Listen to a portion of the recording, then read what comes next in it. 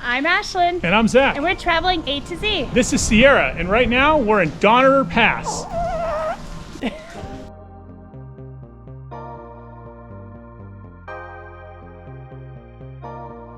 We stayed the night in Truckee, which is about 20 minutes from Lake Tahoe. Truckee was a really cute town with a lot of great restaurants. I recommend checking it out if you're in the area.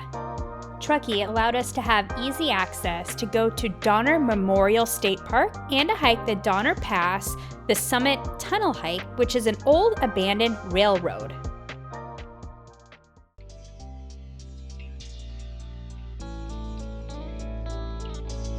We're gonna go check out the Donner Pass Memorial, which is right outside of Truckee.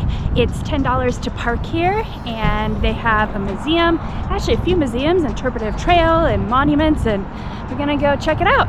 Inside Donner Memorial State Park Visitor Center, there's a really nice museum that opened in 2015 that talks about the stories of the immigrant experience, including that of the Donner Party. The museum also talks about the Washoe tribe of Native Americans, the Chinese construction of the railway, and early motorized adventures over Donner Pass. From the Visitor Center and the docent-led tour through the nature trail with information, we learned about the Donner Party and early pioneers. Between 1840s and 1860s, pioneers would travel by wooden wagons west. Their journey across the country usually took between 4 and 6 months. On October 1846, a wagon train from Illinois heading to California consisted of 87 people called the Donner Party. When they reached a cutoff in Wyoming, they took an alternative route that was supposed to cut off 300 miles in about a month of time called the Hastings Cutoff. Unfortunately, Hastings, who came up with the cutoff, never tried it himself. Taking Hastings Cutoff took the Donner Party through difficult terrain, causing them to have to get rid of some of their vital supplies and cost them a month of travel time. In 1846, the winter came early, and by the time they reached Donner Lake, snow was already on the ground. Several attempts to cross the pass were unsuccessful. By January, the snow was over 10 feet deep. In February, the first rescuers reached the group and saw the evidence of cannibalism. Only 45 to 48 people, depending on the source, of the 87-member Donner Party survived. In 1869, the Chinese completed the Transcontinental Railway. Having the train, it made it faster and cheaper for pioneers to go west, which caused the decrease of wagon trains. Later, people used automobiles to head west. The museum was very informative, and we also took a docent-led tour that led us around the nature trail and talked about the history of this area. The nature trail is about a half-mile loop and is flat and wheelchair accessible. It is very beautiful, and if you have a chance, I recommend checking it out.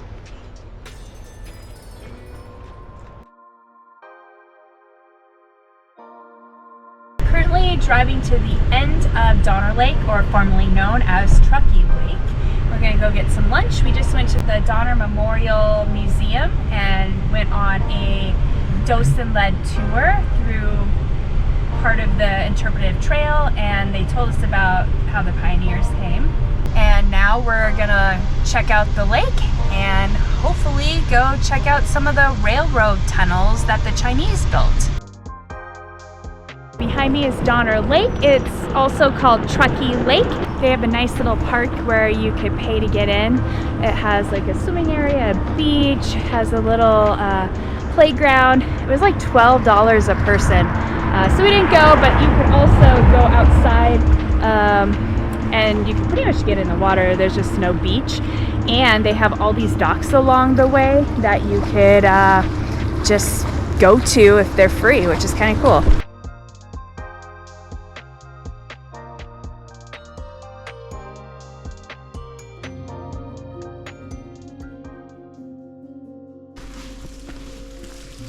Currently going into the Donner Tunnels. The Donner Tunnels are right outside Donner, and this is how the railroad went through Donner Pass. So I know it's hard to tell, but this tunnel is 20 foot tall and 16 foot wide. You can kind of walk as far as you want. They say you can get to the end of the tunnels in about a little less than 1.5 miles, and then you just turn around and go back. We parked at the Donner ski area, or right next to it, and so that's kind of where the tunnel started. So Chinese workers were hired and came over here to start building this tunnel so that the railroad could go through the mountain instead of everyone having to go over the mountain. They basically hand-tooled and blasted their way with black powder through this mountain of 1,659 feet. That's so crazy. And they were making about 7 to 8 inches of progress a day only. Can you imagine? So it took a long time. A lot of people died. They froze to death or got in accidents.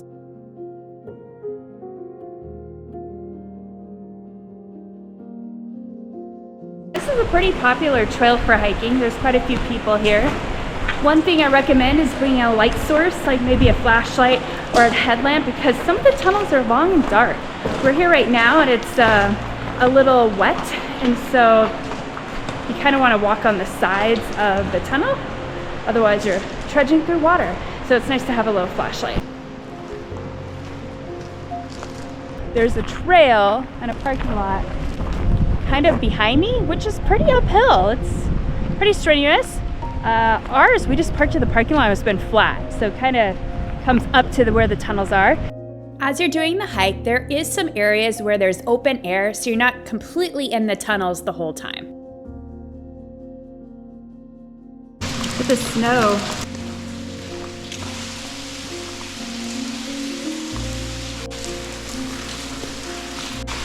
It's covered with snow. Turn around. So the Donner tunnels were originally made out of wood, and then they redid them in cement to help with airflow and for fire hazards.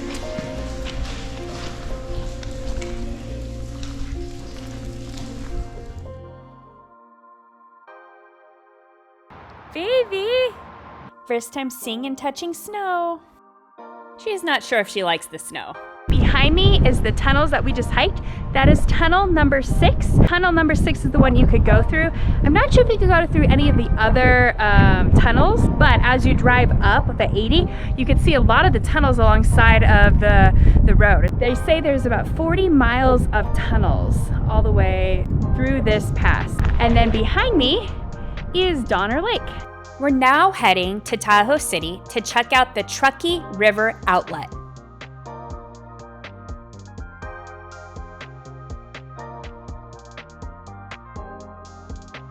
We made it to Tahoe City, and here is the Gatekeepers Museum and the famous bridge.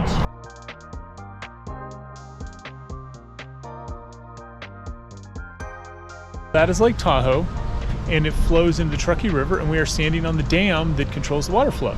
This is the only dam on Lake Tahoe. There's 17 gates and 1 machine to open it. It takes 3 days to lower the level of Tahoe by 1/100th of a foot. And usually they keep it within about 6 feet of elevation differences throughout time. It's estimated that the water stays in Lake Tahoe for up to 700 years. Lake Erie only stays for like 2 years. That's a long time. That's pretty impressive. So the only way that water gets out of Lake Tahoe is by evaporation or by this dam right here, which is the water outlet.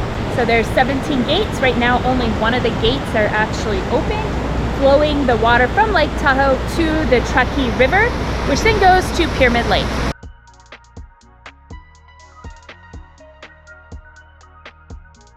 Is the Gatekeepers Museum. It's not the original museum because it actually got burned down by arson at one point, but it's been rebuilt. In this museum, it talks about the Washoe natives who have lived here for over 9,000 years, and they have the biggest display of Native American baskets. They have over 800 baskets from like 85 different tribes. Pretty impressive. It's supposed to be a really neat display. It's $10 a person. We decided not to go in, but it's pretty neat, just the history and that this is here just on Lake Tahoe.